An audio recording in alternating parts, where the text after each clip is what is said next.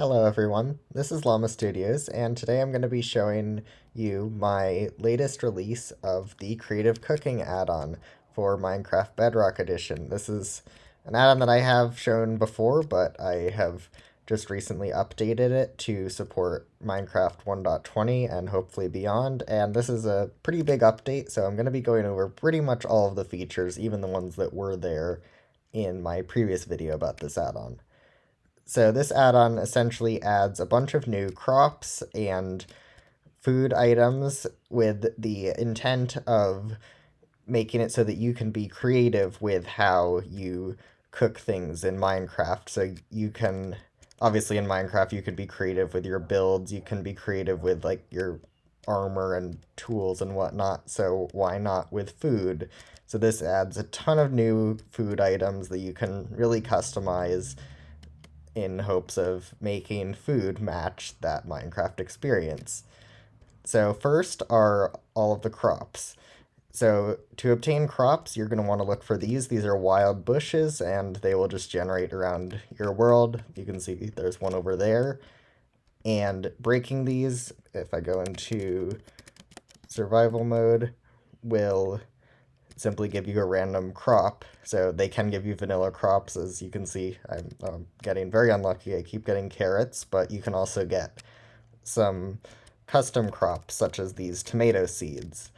So let's start over here with tomatoes. These are one of the basic crops that I just got seeds for. So these are what the seeds look like. Then you can harvest them simply by breaking the top half of them, and the bottom half down here will continue growing. So if we break that, we'll just get seeds, and you can replant the seeds on the farmland. And then these are the tomatoes. You can eat them. I'm not hungry right now, but if I were, you could eat them, and they're also an ingredient. If you harvest tomatoes that aren't finished growing, though, you'll get these. These are tomato flowers, and they can just be crafted into yellow dye. Next is soybeans. These are a bit interesting. They're planted just on normal farmland, but if you break these are dried soybeans. So these are too dry to replant. See, I'm right clicking and I cannot plant them. The dried soybeans are what you use in recipes, but if you want to actually be able to replant them, you actually have to harvest them earlier before they turn dry.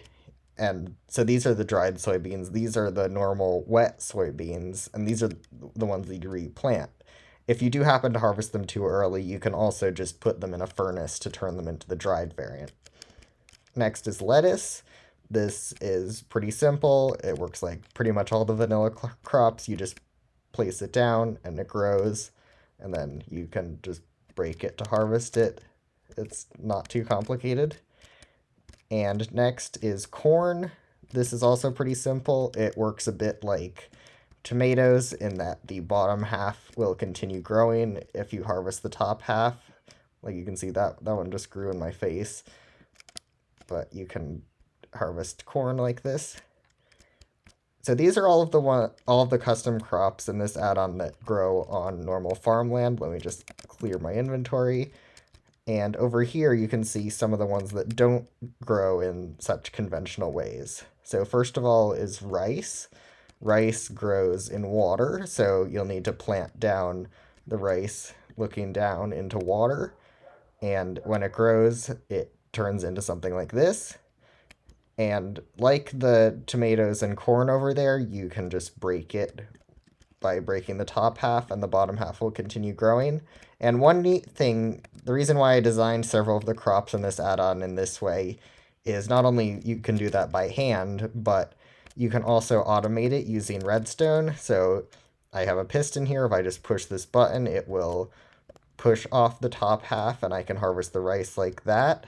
The same sort of thing works with the tomatoes and corn, as well as the next crop over here, which these are crimson chilies. And this grows pretty similar to the other crops, but it has to be planted on netherrack or nylium, as I have here. And these, again, you can just break the top half, and this will give you the crimson chilies and crimson chili seeds. As you can see, it says they have to be planted on nylium or netherrack. And lastly, for the new crops is grapes. These are these are pretty simple. They just have to be planted hanging from a block like this, and then instead of harvesting the top half, you harvest the bottom half. And as you might expect, you can also just use redstone. So obviously I'm just pressing the button there, but you could also put that on a redstone clock or have an observer that detects when it grows, and you could make an automated grape farm. Now over here you can see that I've got a cherry tree and just an oak tree. Since creative cooking does add several additional uses to apples, and it also actually adds cherries, which I don't understand why there aren't, like, Mojang added cherry trees, why didn't they add cherries? But I'm not going to rant about that as much as I'd like to. The point is, creative cooking adds this item, which is the orchard shears, and these are very easy to craft. It's just 2 copper ingots. You can see as I break the leaves, I'm getting quite a few apples, like more than you would just breaking the leaves of a tree normally. So this is a good way to gather apples. And then the same thing works with this cherry tree. If I just break the cherry leaves up here, I should eventually get up there. I got some cherries. And so this is how you would gather cherries from a cherry tree. So that's pretty much it for all of the new crops in this add-on. Obviously, the vanilla crops like wheat and carrots and whatnot are also used in several of the recipes, so they definitely still have value. Now over here, these are some of the new custom blocks in Creative Cooking. These are the ones up here. These are bales, so this is just a vanilla hay bale, but then you've also got corn bales, rice bales, and sugarcane bales. And these, like hay bales, can be placed on their side in either direction, and they can be crafted. If I just put it in the crafting table, they can be turned into sugarcane, and then 9 of these can be turned back into the bale. Then these blocks down here, these are thatch blocks, and they come in all of these 4 variants. And so you can see they're just crafted like this. The recipe is pretty much the same for the other ones, just with the other materials. And they can also be turned into slabs like this. So these are just a decorative block. They don't really have any functionality. And now here are the functional blocks in Creative Cooking. So this first one, this is the mill, or I think it's the millstone, and it is essentially used to make flour. So flour is a new item in this add-on that is used for making different baked goods. So it can be made if you just take, say, wheat and put it in the crafting grid, and it will turn into flour. And that's a decent way of making it, but if you want to make it more efficiently, you can also just make a millstone and then right-click, and you can see I'm getting a lot more flour than I would have if I had just put it in a crafting table. So if I had 32, and I got way more than 32 flour.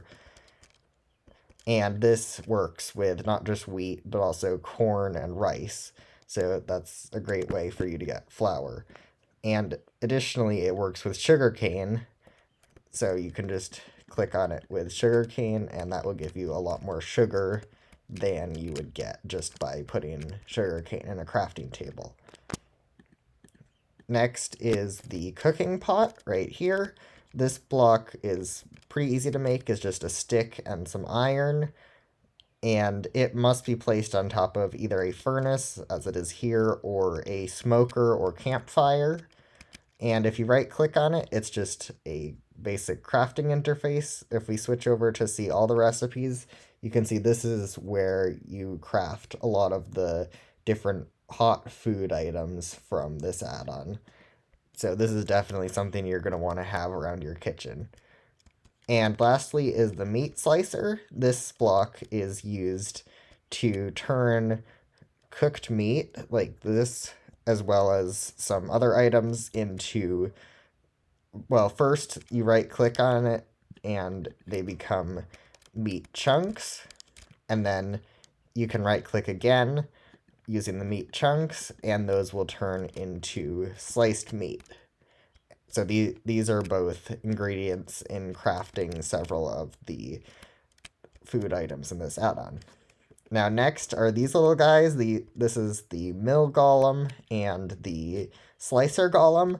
These are essentially good ways of automating the processes of using the millstone and the meat slicer. So if we simply take some cooked meat and throw it in there at the slicer golem, it should pick it up and eventually it should spit out some meat chunks and sliced meat.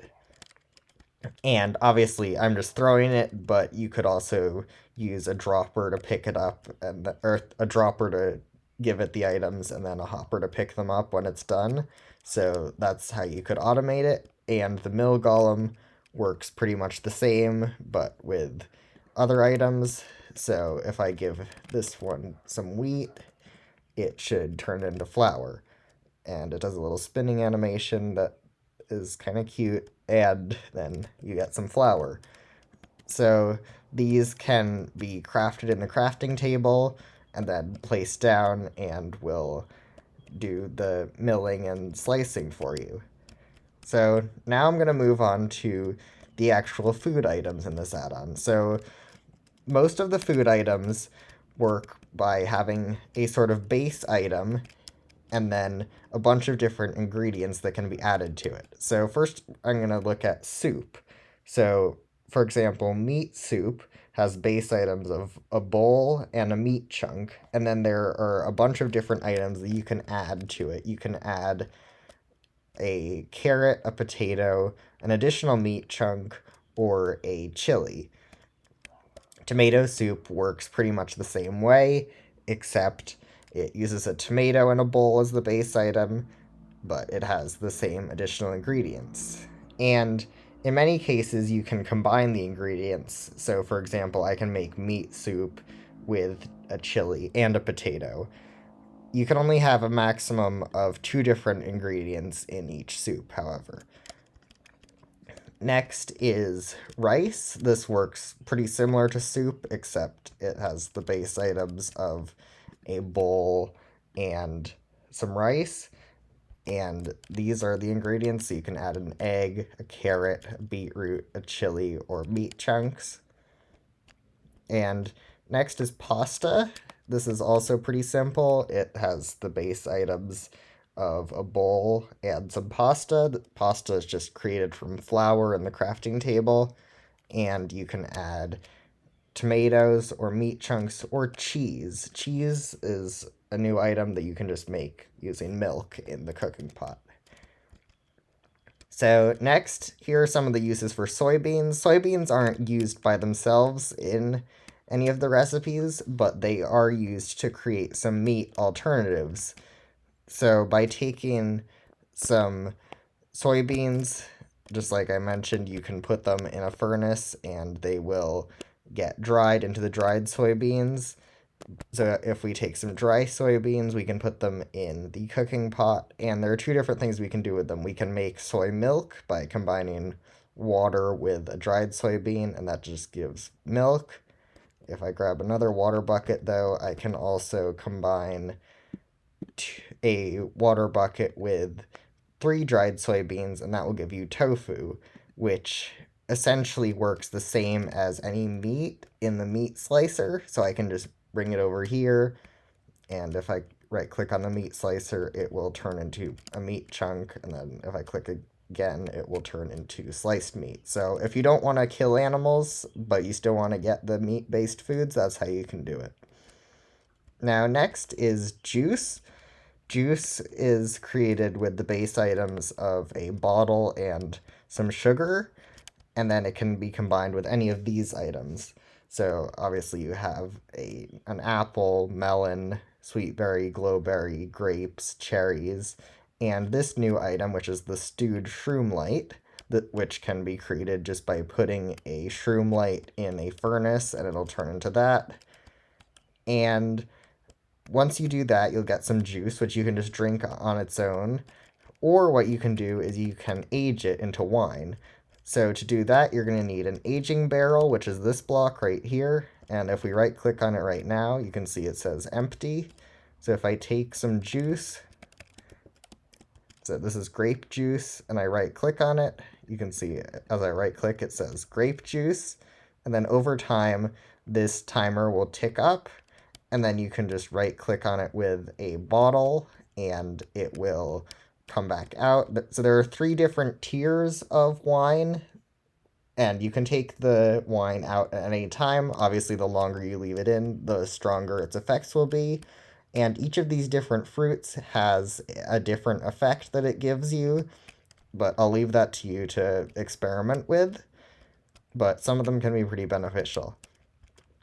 Next is pie. So to make pie, you'll first need a pie crust, which is just a combination of flour, sugar, and an egg, and that gives you a pie crust. You can then combine a pie crust with any of these items, so it's pretty much all of the fruit items, and that will give you a pie. So if I just look at pie, there are quite a few variants. You can mix them, so I can have like glowberry grape pie, and here's just the pie crust. And next is sandwiches. These are pretty simple. They have a base item of bread and sliced meat, which you just get from the meat slicer. And then they can have the ingredients of chilies, cheese, tomatoes, or lettuce, and that will give you a sandwich. One important thing to note is that I have removed the normal bread recipe just from 3 wheat. Instead, to make bread, you'll need to make flour and then just put the flour in a furnace or campfire or any cooking thing, and it will turn into bread. And then there's salad. Salad is also pretty basic. It just needs a bowl and some lettuce, and then it can be combined with the ingredients of a carrot, a beetroot, a tomato, or corn. So if we look at salad, these are some different salads you can make. And last but not least is cookies. So cookies you can make by combining flour, sugar, and then the ingredient and optionally chocolate. So right here, this is chocolate cookie dough. If you do chocolate and another ingredient, it'll be like chocolate dough with the ingredient in it. So the different ingredient choices you have are sweet berries, glowberries, or chocolate. A quick note about making chocolate, it's a little different than in vanilla. When you harvest cocoa beans, you'll get these cocoa pods, and then you can just put them in the crafting grid. These will give you cocoa beans, and then these have to be dried in a furnace, and they will turn into dried cocoa beans, which will take a second. Once you have the dried cocoa beans, these can just be turned into brown dye if you want brown dye, or if we run over to a cooking pot, they can be combined with sugar and turned into the chocolate item, and that is used to make cookies. So that's pretty much it for this add-on. There are a few more features that I haven't mentioned, but I'll leave that for you to discover. Namely, there are a couple of custom structures that you'll find around the world that can get you started on some of the different items from this add-on. But the download link will be in the description, as well as some other information. So check it out there, and I hope you enjoy. Thanks for watching, and consider subscribing so that I can keep making more add-ons like this.